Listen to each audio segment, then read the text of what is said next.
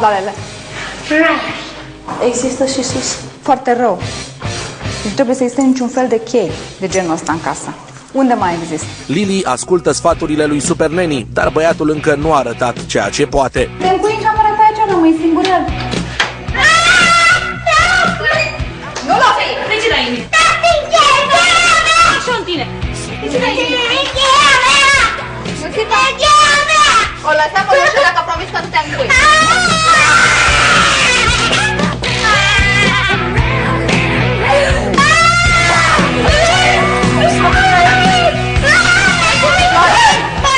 Încetează imediat!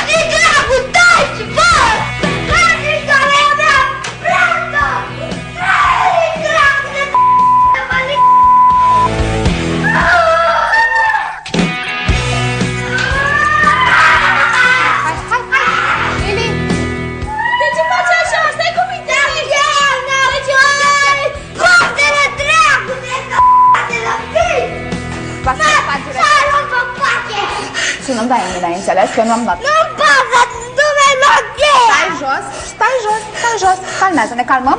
Nu, eu nu mă calmez, spuneam că mi-au cheia! Stai un pic. Florin, dacă ne calmăm, vorbim, da? Și dau și cheia înapoi. Florin? Eu vreau cheia înapoi, nu mai vreau să mă aud în stadiu! Lasă-l în pace. Lasă-l în pace să calmeze. Cel mai bine este să lăsăm să potolească. Un copil când e într-o asemenea criză nervoasă, nu poți pur și simplu să-l lovești, să-l bați. Lasă-l în pace, hai. Nu pleci nicăieri! Ce vorbești? La ce mă obligi? Unde pleci? Poate îndrăznești să dai. Ai înțeles? Mai am una! Te rog să te potolești. Ce sunt crizele astea? Nu face, fă! Mă duc! Florin, dar nu-ți fac nimic, îți fac ceva? Ia asta din fața mea imediat. Cu cine te crezi? Du-te la tine în cameră și potolește-te. Când te-ai potolit, stăm de vorbă. Până atunci nu avem ce discuta. Am cheia înapoi! Să-mi vadă cheia!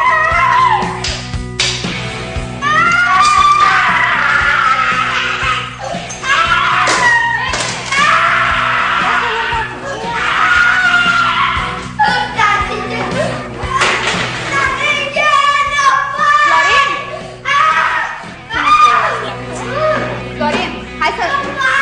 Florin! Vrei să vorbim? Dacă îți dau cheia înapoi, ce se întâmplă? Spune ce se întâmplă dacă îți dau cheia înapoi. Te mai încui în cameră? Dar știi că dacă ți se face rău, noi nu putem ajunge la tine, de asta nu poți să-ți las cheia în cameră, pentru că vrei să te încui în cameră. Lasă mătura jos și ne așezăm aici la masă. Florin? Așează-te, Lili. Așează-te, dă-i un exemplu. Stăm la masă, hai. Te duci în cameră la tine? Da. Vrei să ne jucăm? Nu, și mă încui. Deci am asta. Păi cu ce să te încui? Până nu dai cheia! Păi eu nu vreau să te încui pentru că nu vreau să-ți faci rău. Și s-ar putea să-ți faci rău singur cu această coadă de mătură. Dovedește-mi că ești un copil calm, înțelegător, ca să-ți lași cheia acolo. Dacă nu-ți pasă, atunci nu mai avem ce discuta. În toiul scandalului, mama se întoarce acasă. Nu pleacă nici! Mami! What's going on? Ăla un adevărat de proști criminal! Mi-a furat cheile! Nu n-am furat cheile, cheile sunt aici, nu sunt furate. Pur și simplu l-am luat ca Câte să ne... chei? Da, ne-am cuiat aici. De ce l-am cuiat? De ce? Ne-am cuiat pentru că s-a supărat, că n-a primit dulciuri. Ceea ce am stabilit, nu? Am încuiat acolo dulciurile în camară. Stai că lămurim, da, stai un pic.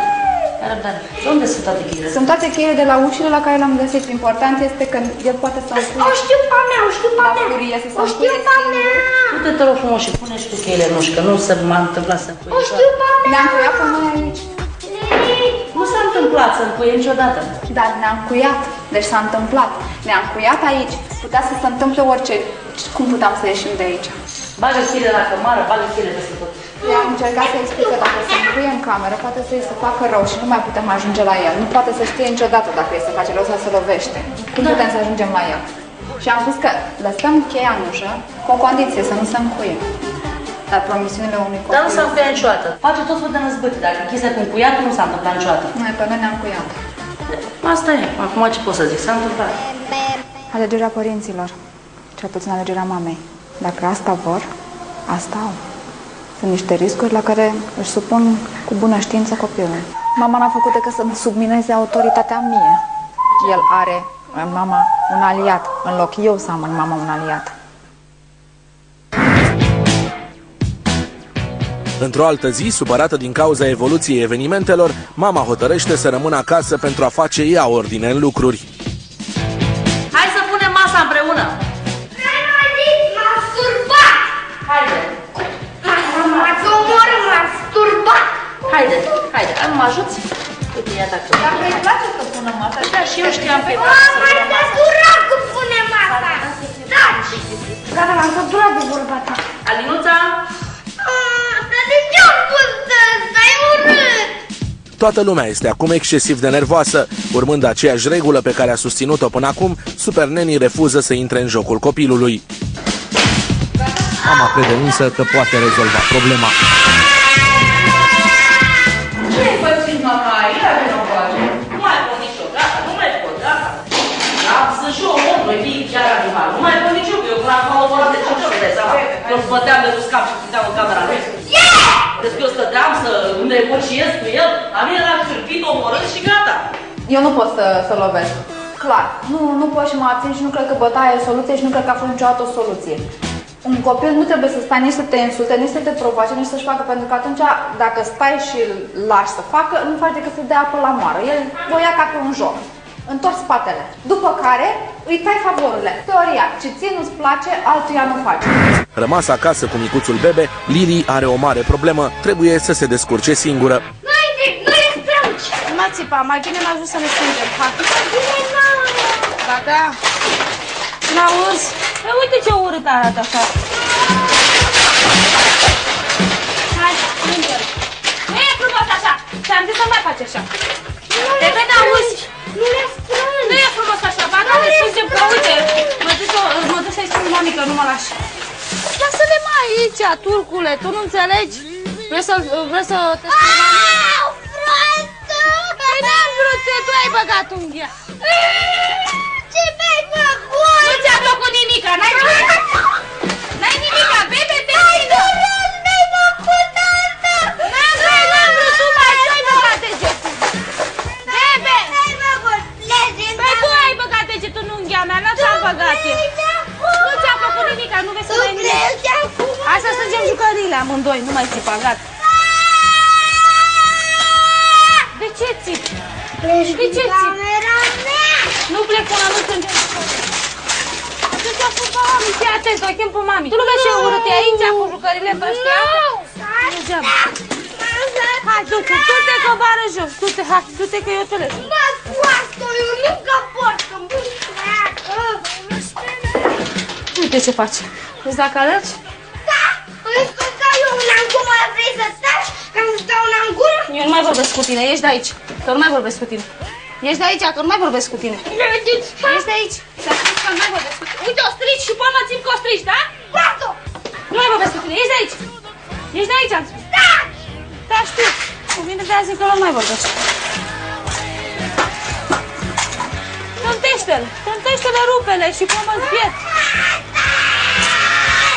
Nu vreau să tac, nu tac la comanda ta. Bunare! Lupta maternă! Nu mai spune asta de la circ aici, că se rupe proastă! Bine că ești tu deștept. Se rupe și dacă se rupe, pătrinde! Tu le arunci pe jos. Mă, dacă tu nu taci, te omor! Nu tac, că vreau. Vrei tu să tac eu la comanda ta. Tacă-ți gura, că mor! Nu vreau să tac.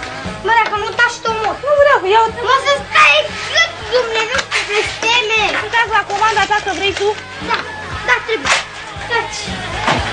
Până la urmă, Lili părăsește câmpul de luptă. Rămas singur, bebe face tocmai ceea ce anticipase Super Nanny. Se încuie în camera sa.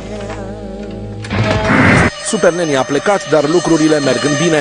Lili și bebe sunt împreună în parc și până la urmă reușesc să se împace cât de cât. Hai mă să spun asta în casă, vezi ce frumos Nu ești. vreau, măi, robi și nu! Și n-am vrut. Păi dacă tu nu mă lași, vină că... Măi. Arăți ca un pic! Nu, arăți frumos, să mă uit dacă n-arăți frumos. Lasă-o așa pe cap. Ia, gata, hai să alergăm.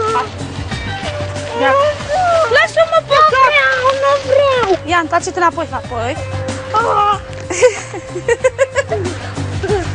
Hai sus! Hai! Hai să te trag eu! Hai! Eu gata, eu vreau!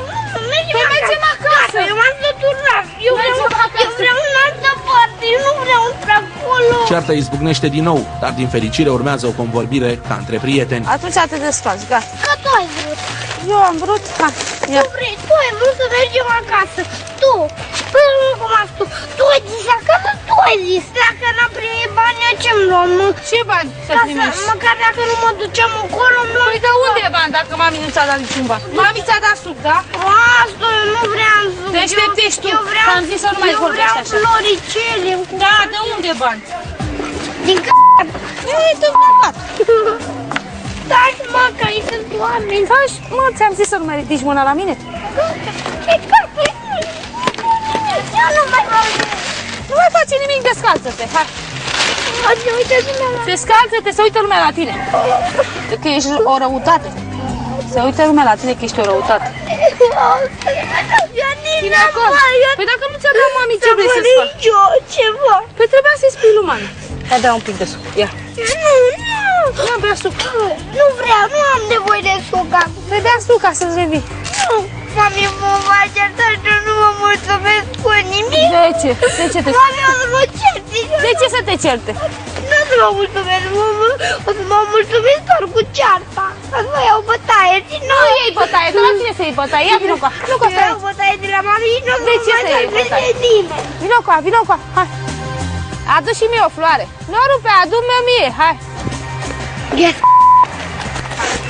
Nu se vorbește așa, cum să zice? Yes. Cum să zici? Hai, vino cu a. După ce că mama a zis că dacă fac o prostie, ea voi ajunge acasă și mă cert. Nu te ceartă, stai liniștit. Îi spunem că am fost cu minți în parc și nu te ceartă, gata. Ce? Și acum ce m-am mulțumit? Doar cu locul ăsta. Pe uite, o luăm așa și ne întoarcem încolo. O luăm pe scări, uite, o luăm pe scări și ne ducem în parc și ne uităm la baltă. Vrei să ne uităm la baltă? Da. Hai, hai pe scări. Hai. Poate ești proastă? Chiar nu înțelegi că m-a săturat de tine. Nu mai pot. M-am îmbolnăvit de nervi. Te distrug. Distrugem. Că nu mai vreau să mai Claudia, trăiesc. atât de mult m-ai enervat.